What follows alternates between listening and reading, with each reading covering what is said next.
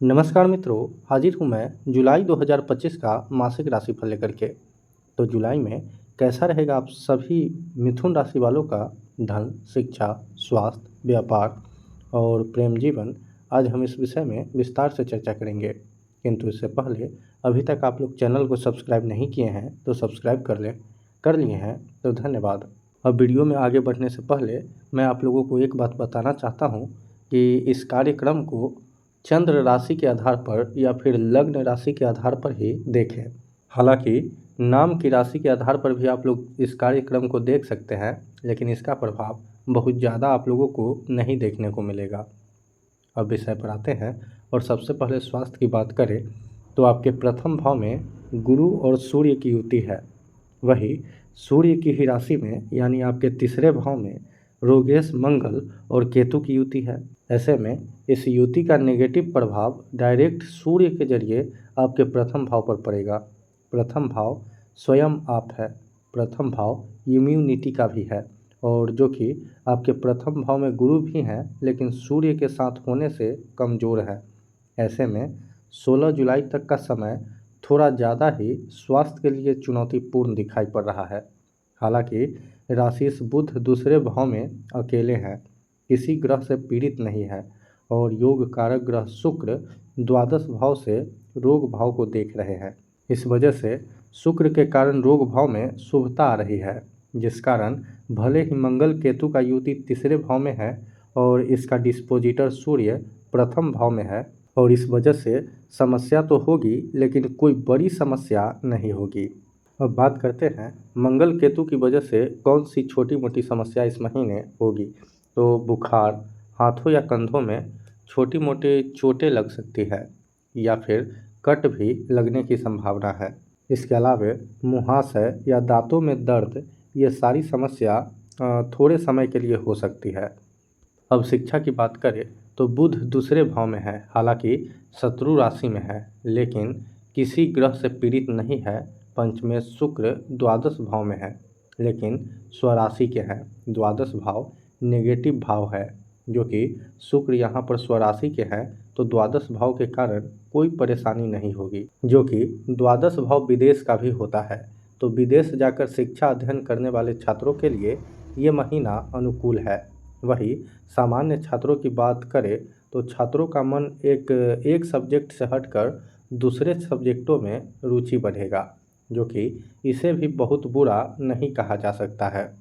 अब कुछ नेगेटिव पहलू पर भी विचार करते हैं तो पंचम भाव को अस्त गुरु देख रहे हैं, जो सूर्य से पीड़ित भी हैं।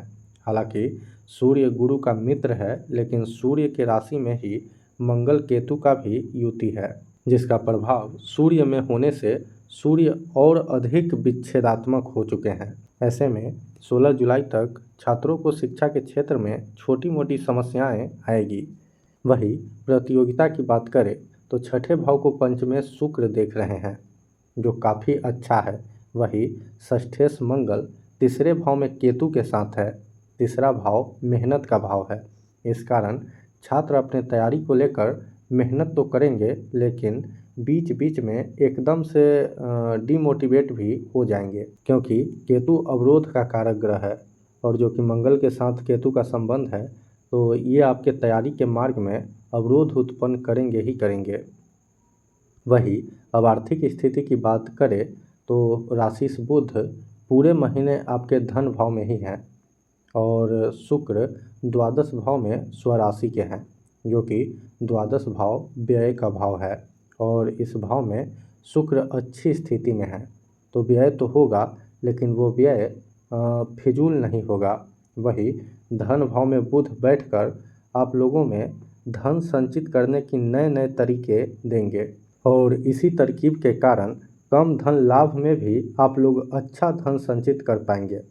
मैंने कम धन लाभ इसलिए कहा क्योंकि लाभेश मंगल ब्लॉकेज के कारक ग्रह केतु के साथ स्थित है। अब बात करते हैं कार्य क्षेत्र की, तो दसम भाव में भाग्येश शनि है।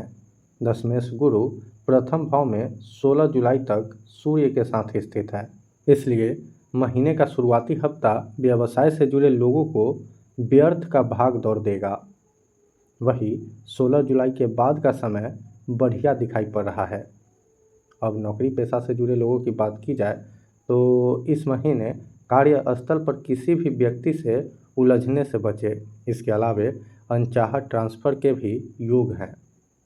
अब प्रेम जीवन की बात करें तो पंचमेश द्वादश भाव में है, जो आपके प्रेम जीवन में काम इच्छा को बढ़ाएगा। इनफैक्ट काम इच्छा की पूर्ति भी करा सकता है। अब ये महीना आप सभी प्रेमी जोड़ों के लिए अच्छा है या बुरा, इस बात का डिसाइड खुद करें। अब वैवाहिक जीवन की बात करें तो 16 जुलाई तक का समय वैवाहिक जीवन के लिए चुनौतीपूर्ण है। वही 16 जुलाई के बाद का समय मिला जुला रहेगा। अब उपाय की बात की जाए तो आप लोगों के लिए भगवान विष्णु की पूजा आराधना करना भी सबसे लाभकारी रहेगा। इसी के साथ आज के कार्यक्रम में बस इतना ही। मुझे दीजिए इजाज़त। नमस्कार।